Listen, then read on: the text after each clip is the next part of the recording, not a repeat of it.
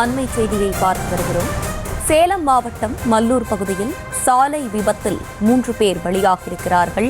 தேசிய நெடுஞ்சாலையை கடக்க முயன்ற போது உளுத்தம்பருப்பு ஏற்றி வந்த லாரி மோதியதில் இருசக்கர வாகனத்தில் சென்ற முதியவர், அவரது மகள் மற்றும் பேரன் ஆகியோர் சம்பவ இடத்திலேயே பரிதாபமாக உயிரிழந்திருக்கிறார்கள்.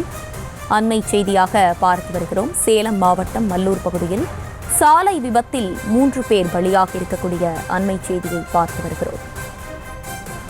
தேசிய நெடுஞ்சாலையை கடக்க முயன்ற போது உளுத்தம்பருப்பு ஏற்றி வந்த லாரி மோதியதில் இருசக்கர வாகனத்தில் சென்ற முதியவர், அவரது மகள் மற்றும் பேரன் ஆகியோர் சம்பவ இடத்திலேயே பரிதாபமாக உயிரிழந்திருக்கிறார்கள். கூடுதல் விவரங்களோடு இணைகிறார் செய்தியாளர் சிலம்பரசன்.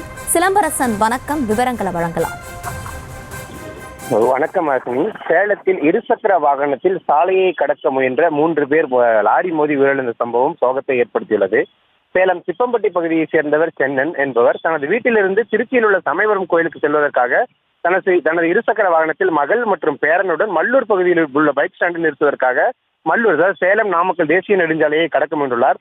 அப்போது சேலத்திலிருந்து நாமக்கல் நோக்கி உளுத்தம்பருப்பு ஏற்றிருந்த லாரி அவர்கள் மீது மோதியதில் சம்பவ இடத்திலேயே சென்னன் மற்றும் இவரது மகள் சுதா மற்றும் பேரன் விஷ்ணு ஆகிய 3 பேரும் உடல் நசுங்கி சம்பவ இடத்திலேயே உயிரிழந்தனர். இது தொடர்பாக மல்லூர் காவல்துறையினர் வழக்கு பதிவு செய்து அவருடைய பிரேதத்தை மீட்டு சேலம் அரசு மருத்துவமனைக்காக பிரேத பரிசோதனைக்கு அனுப்பி வைத்தனர். மேலும் இந்த விபத்தை ஏற்படுத்திய உளுத்தம்பருப்பு ஏற்றிய ஓட்டி வந்த லாரியை ஓட்டி வந்த ஓட்டுநர் சுந்தரராஜன் என்பவரை மல்லூர் காவல்துறையினர் கைது செய்து தற்போது விசாரணை மேற்கொண்டு வருகின்றனர். சாலை விபத்தில் பேரன், மகள் உட்பட 3 பேர் உயிரிழந்த சம்பவம் பெரும் சோகத்தை ஏற்படுத்தியுள்ளது.